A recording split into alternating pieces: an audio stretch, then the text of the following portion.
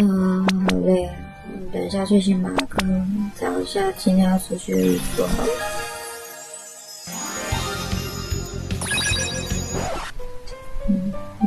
衣服，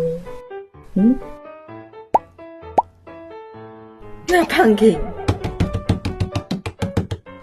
我的洋装不见了，不行，我很常穿的，等一下都被偷。是哪个很塌啊？他为什么不偷内？蕾丝的我就说衣服不要掉在外面，都被偷。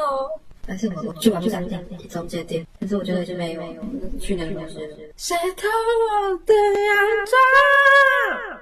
爸爸把你们衣服拿去再给我金了，结果是你爸。妈，谁要偷你的窗帘布啊？窗帘布，谁才要穿你这个捉巾呢？捕鱼我海后要出航喽！